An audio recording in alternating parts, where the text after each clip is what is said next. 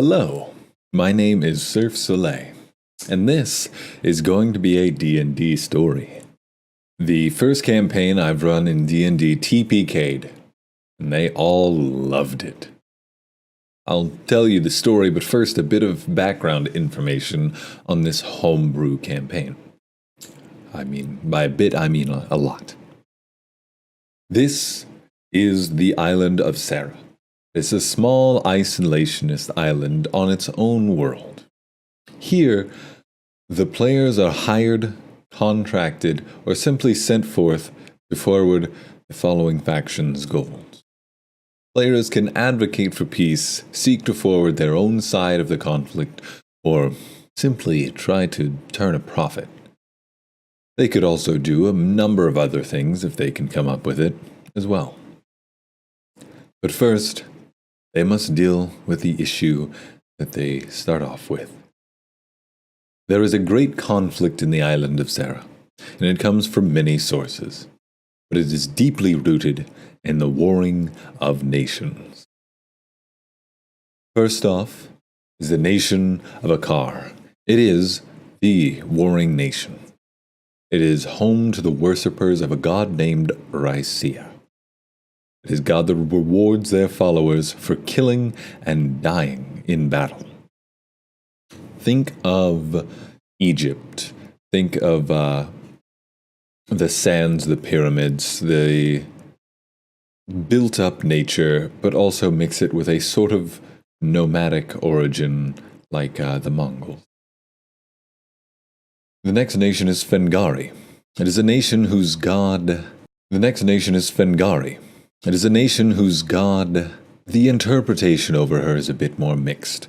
This god is Vestia. The common one is that the followers need to find and research artifacts and idols in order to achieve a happy afterlife.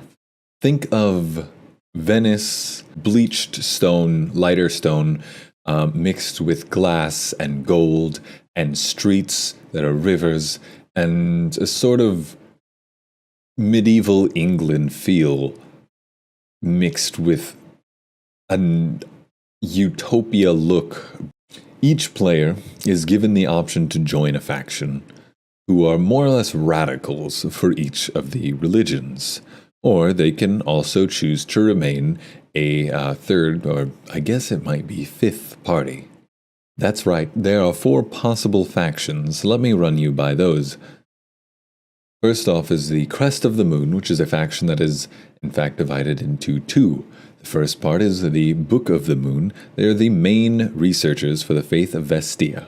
Their main purpose is to find and research the purpose, both practical and ideological, behind the artifacts and idols. They use their sister faction, the Shield of the Moon, to fetch the items in question for them. The Shield of the Moon are a portion of Fengari's military force, and the errand boy for the Book of the Moon chapter.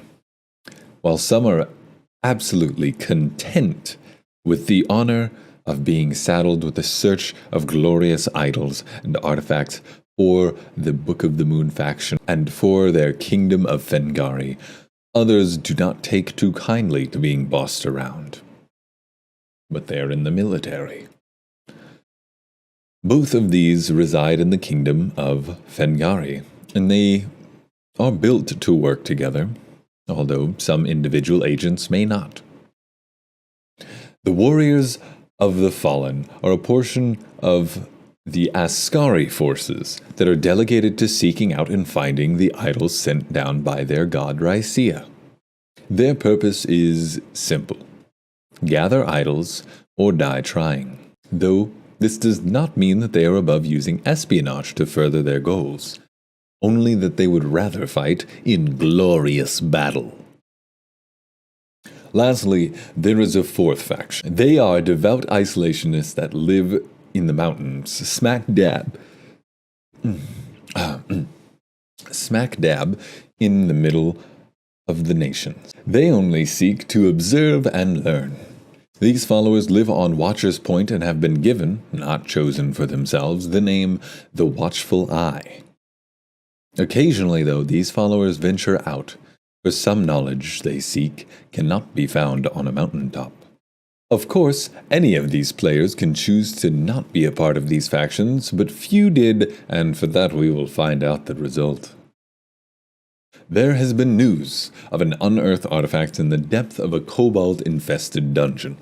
The players are sent and contracted to enter and retrieve it by the order of the Book of the Moon. Made to pull from their sister faction, the players also decided to enlist outside help as well. Here are the players. Sun Eater is a Loxodon druid who is a part of the Book of the Moon faction. This elephant organizer and mastermind behind this expedition commands most of it, and he has hired help in order to get the rumored idol. Sun Eater is played by Lionel. Gloxinia, a dragon-born wizard who is also from the Book of the Moon faction. He ranks lower than Sun Eater, but mostly joined the expedition to test out his newly learned spells in the field. Most of the time, he spends taking notes over what is happening around them. Gloxinia is played by Gemarius. Amon is a tiefling cleric from the Watchful Eye. He joins the group as paid help, but is really there for knowledge. The idol deeper in he hopes will give him what he wants. Amon is played by a man with the name of Knight. That's right, the one with the armor. Forgive me, YouTube algorithm. But next up is Lord Assington, an orc barbarian who is the muscle behind the expedition and none too happy about it. He is reluctantly a part of the Shield of the Moon faction, something he was drafted into against his will. Lord Assington is played by Fernando. Her, you heard that right, the next character is named Her, is an elven ranger from the Shields of the Moon, who cares for the living but loves disrespecting the dead. She does her job diligently, only speaking when addressed. Her is played by Kelsey. Back into the normalish names, well, normal for D&D that is. Is there a normal set of names when it comes to D&D? Oh well. Anyway, Lunar, a Tabaxi rogue.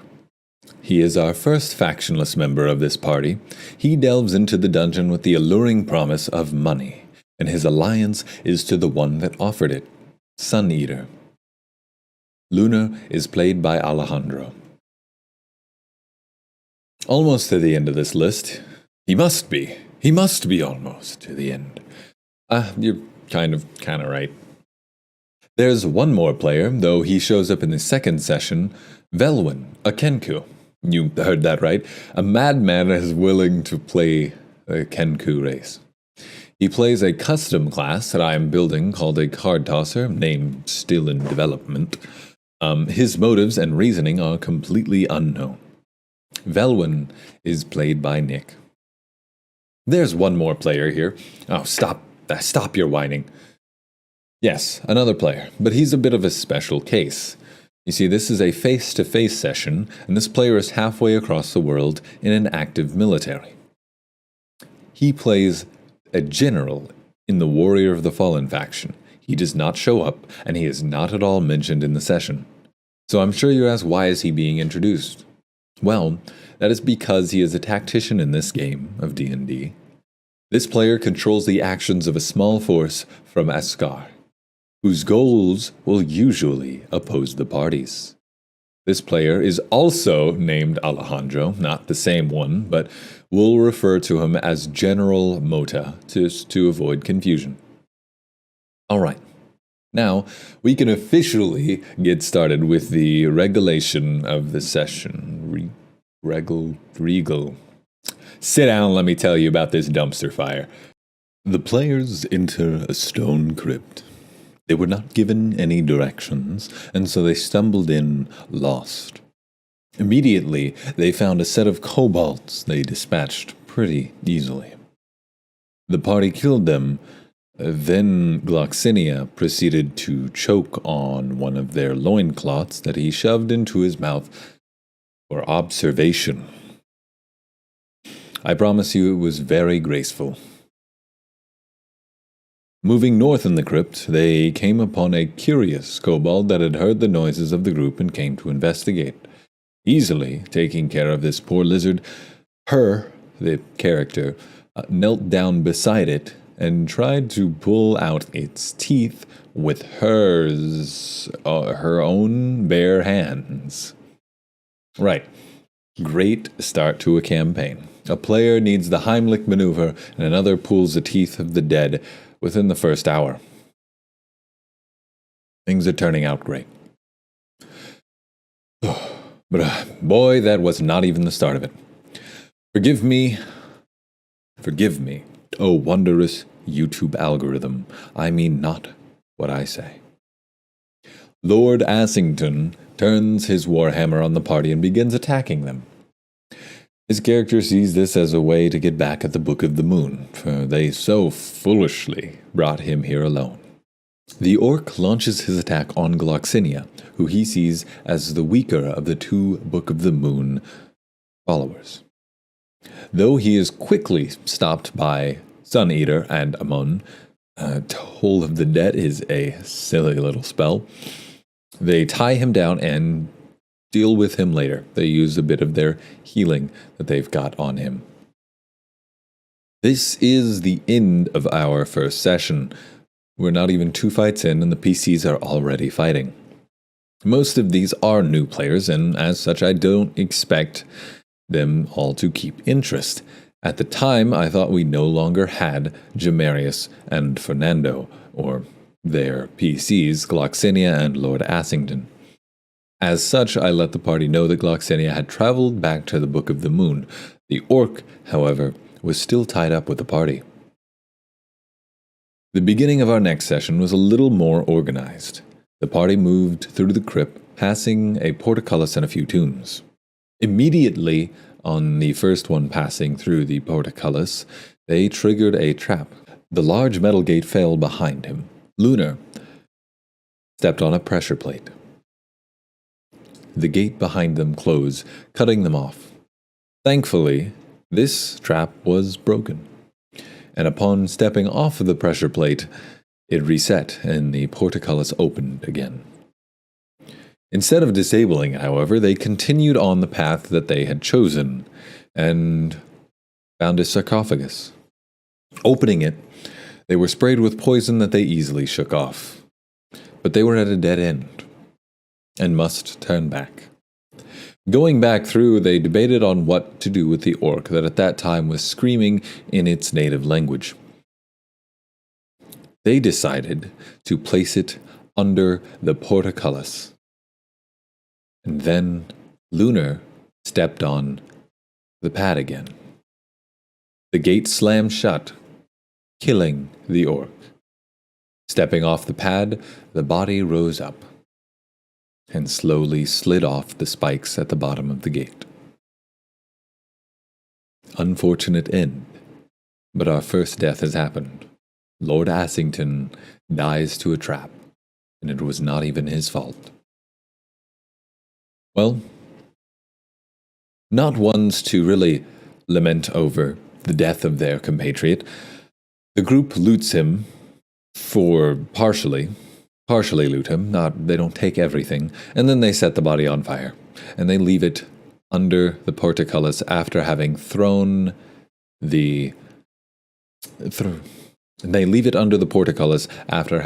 weight onto the pressure plate. They walk away. They continue, however, checking the sarcophagi, and mostly get sprayed with poison. They don't find anything except for words on the sarcophagi, of which they could not read well enough to understand its meaning. Well, that was a dead end, and so they moved back to the main room that they had initially entered upon first entering the crypt. They find a few kobolds who had come due to the sound of the slamming portcullis earlier. They easily, well, sort of easily, dispatch the 3 kobolds that have come this time. But now they know that deeper, there may be more enemies. They see another gate, portcullis. They check it for traps, and they see that there is another pressure plate yet again on the other side. Again, they ignore it. They think that that first broken one was going to set the precedent for the rest. Unfortunately, that was not the case, and Sun Eater, as well as Lunar, stepped through onto the pressure plate on purpose, and a gate snapped shut behind them.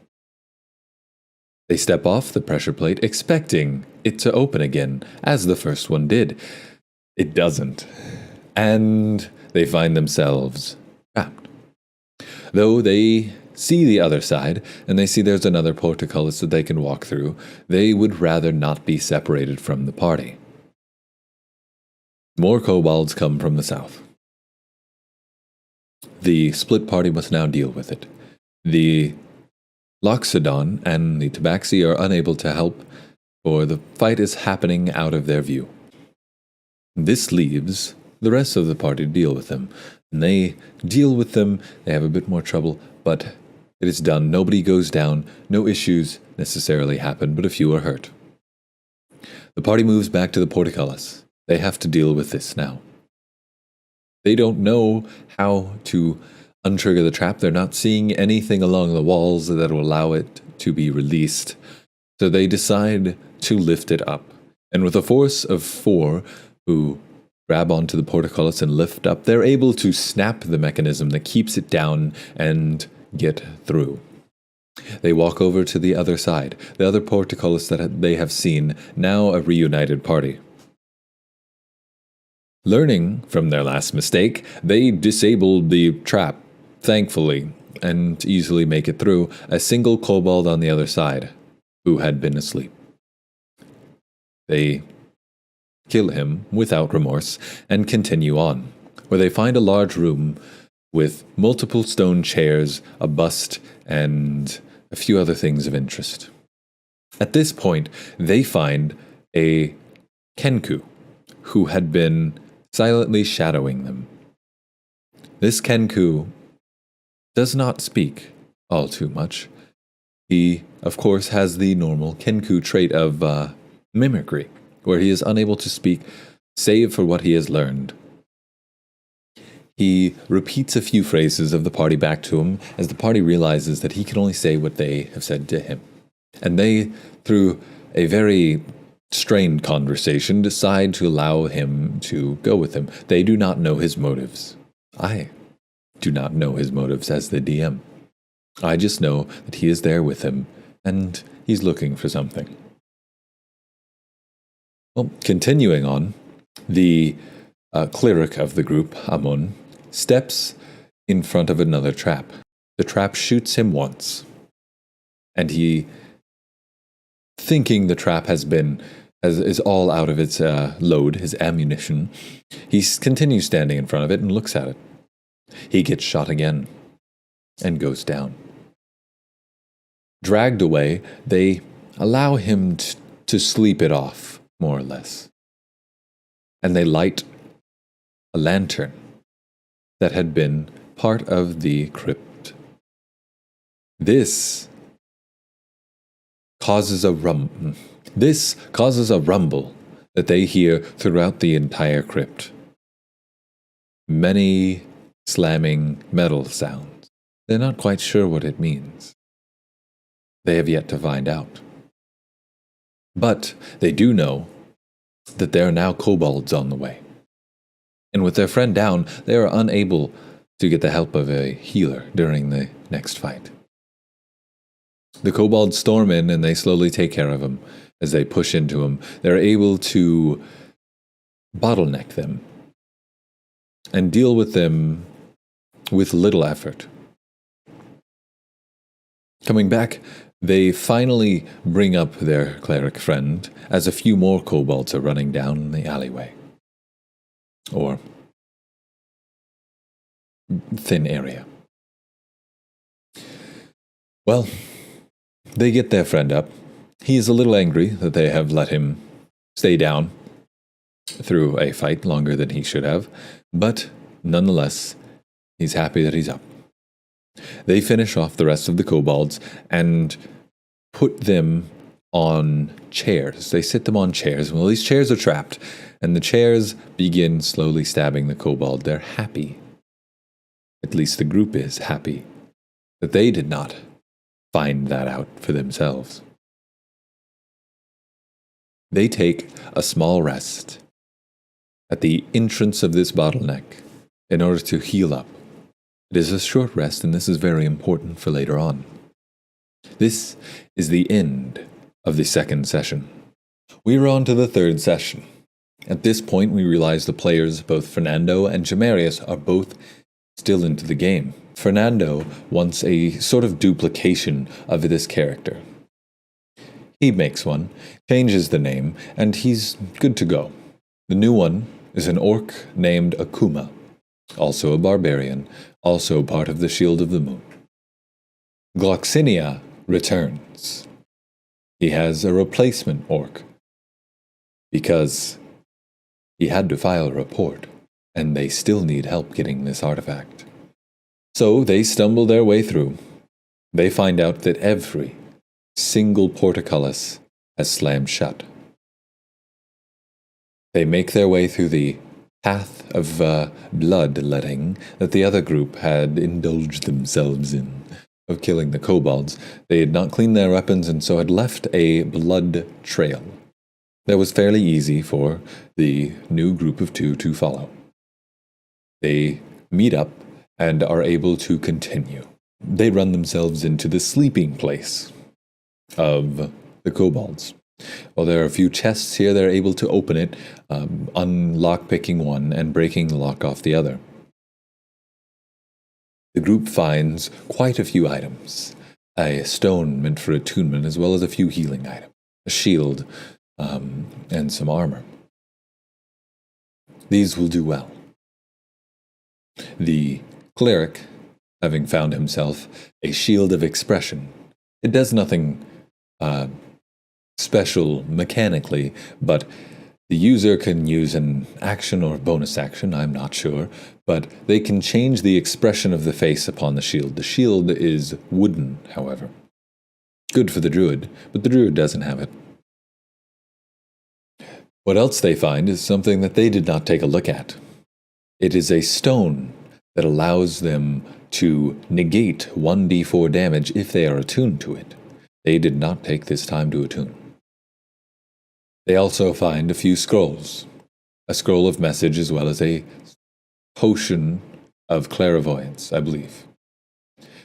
All of these items are passed around on little slips of paper, so only the person that finds it knows what it is, and they can tell the group only if they want to. This is important because a lot of the items were not passed around, a lot of the items were not shared. So, as such, people did not find out what they could do. The group continues on, but Velwyn splits off and heads down another path. Noticing this, Lunar goes to catch him. Gloxinia and Sun Eater both sit down and try to transfer the scroll that they had found onto the pages of the wizard. This comes back a little later to bite them in the butt. The group moves on and enters a room. It's a large room and it has a dry fountain in the center. What they do notice, however, are two Kenra sitting in the center, trying to grab at a golden eagle that had been sitting on the fountain. They're silent, and they don't think they are seen, but they are whispering to each other. They notice the group. The group notices them. They begin to panic and they try to grab the golden eagle. Unfortunately, something is wrong and they're unable to get their hands on it.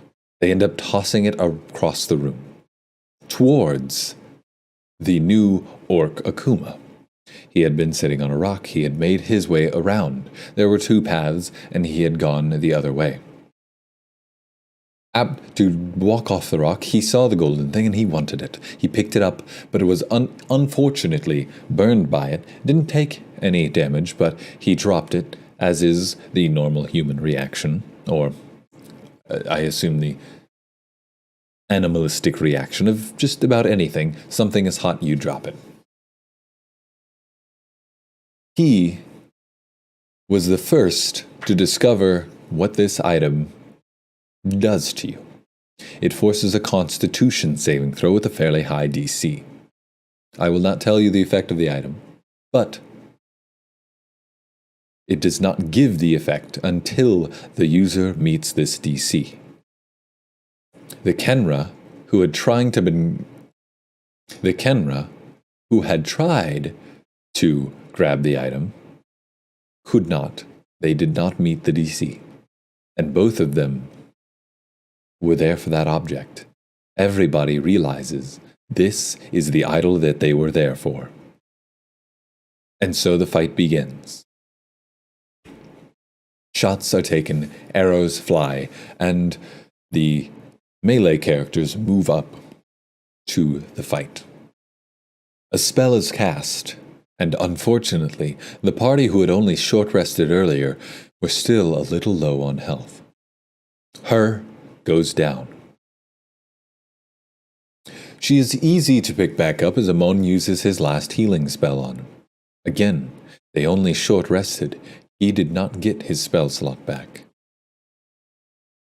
Continuing on, the card tosser, Velwyn, the Kengu, moves in and is able to get a little more damage on them. They surround the melee Kenra. Then, Akuma, who had tried to grab for the idol, is shot. They do not know where the arrow comes from. Up in the corner is a tabaxi, strapped by a piton and a rope. 15 feet up, she was untouchable by the melee characters, the melee player characters. And so she stood up there and fired arrows off. She is the one that does most of the damage to the player characters, unfortunately for them. This is where the general that I told you about earlier comes into play. General Mota, playing on the side of the Warriors of the Fallen, sent this tabaxi because the two Kenra that were sent earlier had been taking quite a while. He sends this tabaxi to help. Now, the spellcaster, Kenra, who had been trying to get some damage out on the other party members, is unable to do so, and they go down. The party members had focused them, arrows flying in their direction. There is a unique aspect about Kenra, where they are either born with a twin, or they are stronger for not having a twin. This, I believe, creates a stronger connection between the two. And seeing their sister downed, the fighter Kenra lashed out. The fighter Kenra is able to down 2 players in one turn. The tides, while not necessarily not in their favor, were still up for grabs. Either side could emerge from this victorious. Climbing upon the wall, Lunar was able to get a bit of damage out onto the tabaxi that had strapped themselves to the wall. They saw that position as compromised and cut themselves down. They managed to get themselves to the other side of the room, but, alas, the melee Kenra went down, and they saw that as a situation they needed to get out of. So they ran. This sparked the attention of a few more kobold who were able to run into the room. The main encounter had been taken care of, but the kobolds had not. The party had to deal with them with a few members down, still making death saving throws. Akuma was very low health and decided to retreat. He had nothing that could heal himself. But he could still sit back and perhaps not die. This left Sun Eater, Lunar, and her to deal with the rest of the force. Able to do it fairly easily, this was not even the end of their problems, because the tabaxi that had run away had come right back in, making her way over to her fallen compatriot. She was able to slip a healing potion into his mouth, and he stood back up, hurt, but still ready to fight. He managed to get a little more damage in on Sun Eater, but it was all for naught, for he was downed soon after, along with the tabaxi. All of them were tied up, the kobolds were killed, and the party had finished their first boss fight. Oh, but this was not even the end. This is a story of a total party kill. They did not get out of this dungeon. With 2 Kenra and a tabaxi tied up, they begin to interrogate. They noticed the 2 Kenra did not speak their language, and the tabaxi only sort of did. The tabaxi spoke the same language as the resident tabaxi, Lunar. So Lunar spoke with them and provided translation. The tabaxi's name was Soft Silk. They were sent there by the Warriors of the Fallen. They were sent at different times, so she did not know any information the other 2 may have. She did, however, say that if one of them was threatened, then the other would probably follow their command. She gave them what little information she could by skirting the truth. And so any attempt on finding out if she was lying came up unfruitful. They left them tied up, and in fact tied up the 2 Kenra more. The group decided to take watches and sleep, for they were all fairly hurt, and 3 of them were down. They all took a long rest. During this time, the first one to take watch was the Loxodon, Sun Eater, who spoke to the tabaxi that they had realized spoke common. In the night, the tabaxi spoke to the Loxodon and said, "I do not trust anyone else," because the other tabaxi had threatened to take her teeth. A very common, strangely common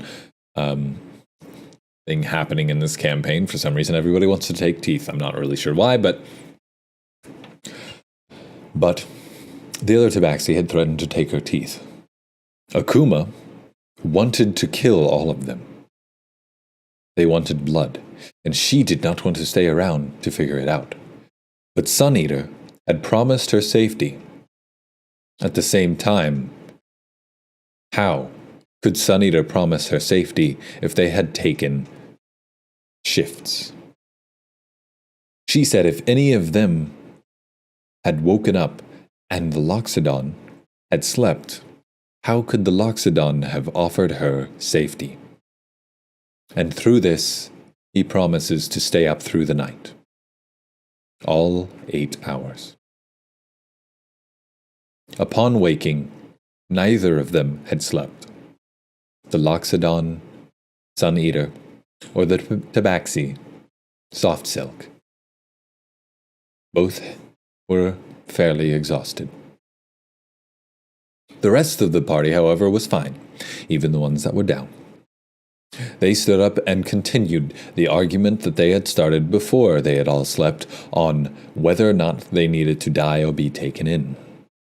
Akuma absolutely wanted one of them dead.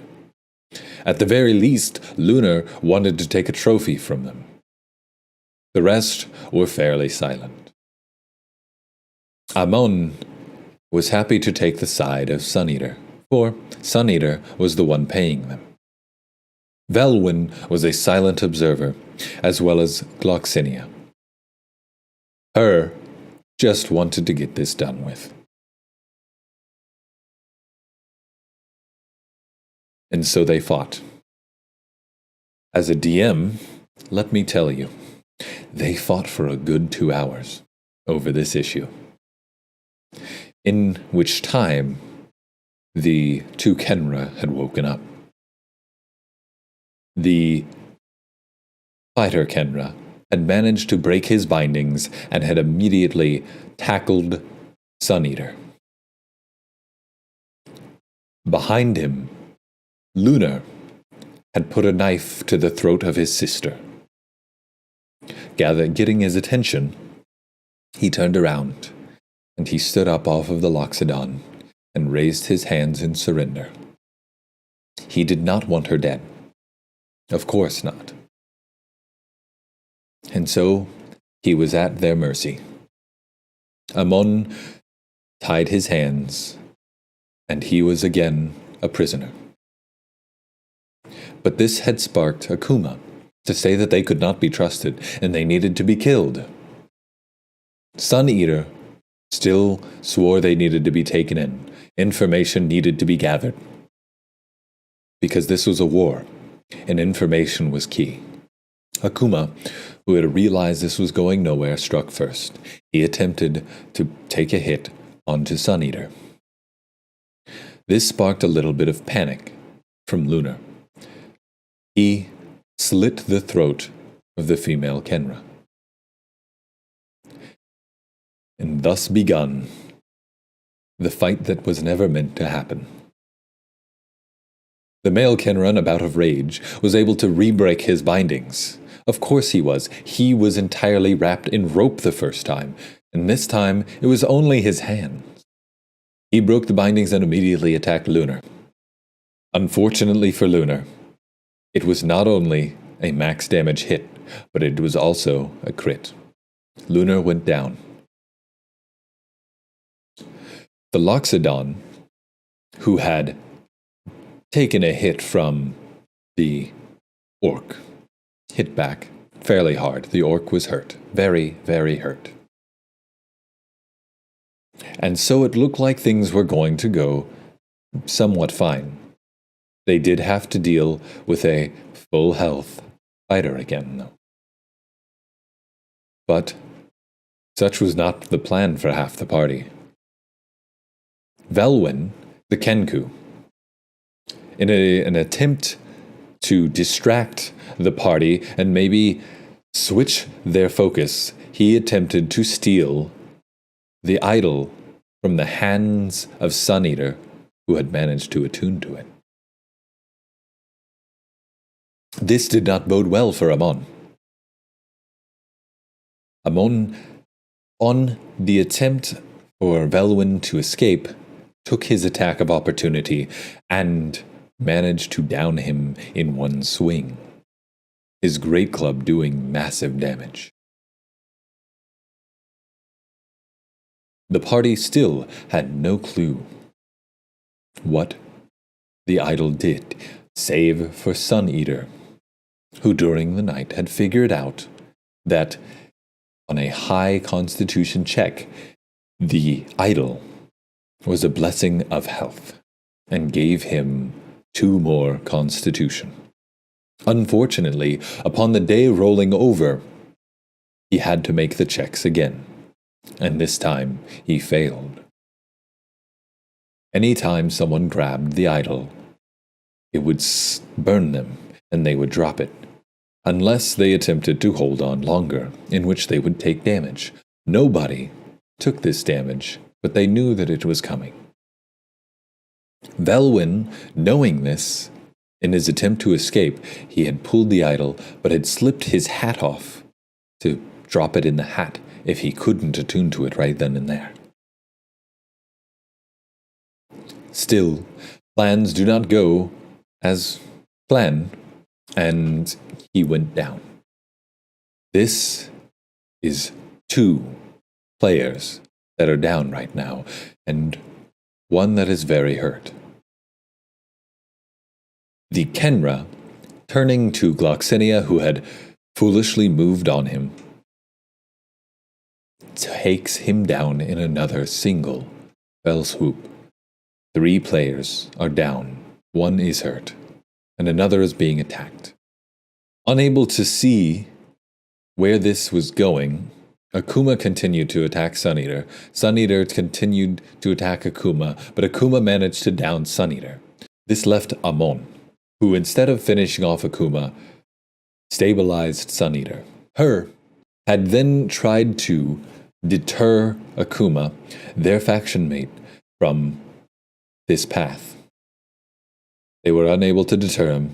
They were unable to move them. Akuma continued.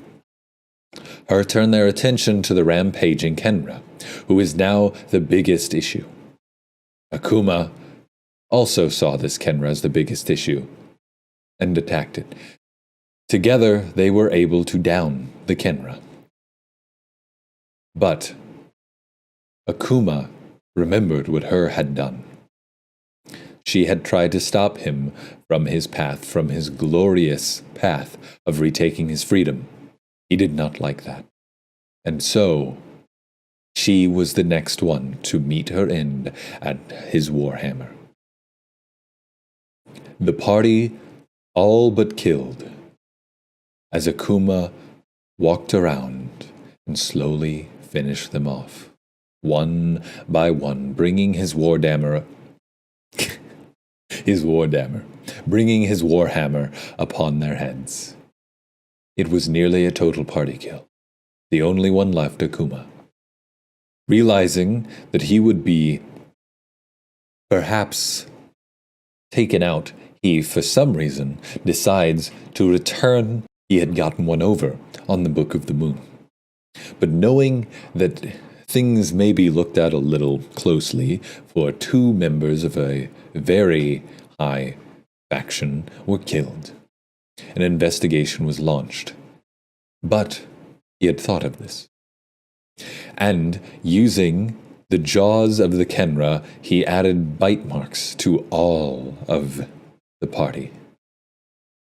And though they had believed the Kenra had done things, things were a little fishy. It was a blunt weapon that had done the damage, and they know the Kenra typically don't use blunt weapons. It was confusing, but he managed to lie his way out of it. He was still in trouble, for he was charged with the safety of the Book of the Moon, and he failed. So his character was jailed. And thus leaves us with none of the characters able to be played. All of the players must roll new characters. This, I consider, a total party kill. Okay, so this was a first for me, this little video diary of the campaign. These were the first 3 sessions of my campaign. And, well, every single player pretty much has to roll a new character. So, everybody enjoyed it, though. That's what I have to say. It's a success for me. Soft Silk, which, oh boy, I forgot to mention that. The Tabaxi, Soft Silk, had gotten away. They had run away in the confusion. I absolutely forgot to mention that, and I'm very sorry. This is a new thing to me, of course, so some information is going to slip my mind, and I will try to mention it if I remember it. But this is, half of it was done scriptless, the half being me telling the story of the adventurers. The half that was done with the script was the part where I told you about the world. Oof. And this part, I assume. Well, no, this isn't script. Ugh. So, the name of this campaign is just simply The Island of Sarah. It is made so that players can move in and out once a simple goal is done and may come back in later. I also planned on this being something where I could run 2 or 3 groups in this world doing separate things, and other groups would hear about their travels and expeditions and exploits and stuff like that. So while I do not have a second group, I may end up splitting this first group, as it has gotten up to, I believe, 8 or 9 players at this point, which is quite a bit, especially with how much conflict there is going to be.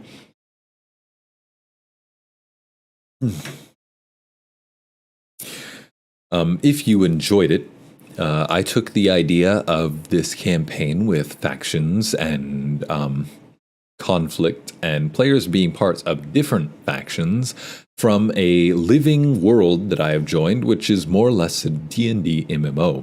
It is run by a very good DM, in my opinion. His name is Arcadum. I will put his information along this side right here. He runs this living world more or less along with, I think, about 45 other DMs, of which I've recently joined. The living world is probably what I attribute most of the basic ideas of this campaign to. Of course, most of the flavor stuff and world interactions are my own, but again, the factions as well as goals and general idea of conflict comes from the living world. I recommend checking it out if you don't have a DM to play with. The living world of Aram is currently in a, well, I wouldn't say downtime, but they're about to go into a downtime. They do not have an open character wave, but if you are a DM, you can contact any of them and probably get access to joining as both a character and a DM. They are in need of DMs as they have a player base of, I think, 300 plus or so. I think it's somewhere around 350. I do not know the hard numbers quite yet, but 350 players need quite a few DMs to keep things running. So if you're a DM and you don't have a group to play with and you're willing to join in on this beautiful world, then go ahead and check it out. Again, the link will be right about here. You can check out his stream. He does Verum streams occasionally if you want to get a taste for it before you delve headfirst into it. But I think I've advertised that enough. This has been Surf Slay, and I plan on doing a few more of these. So I guess stay tuned. And thank you for watching.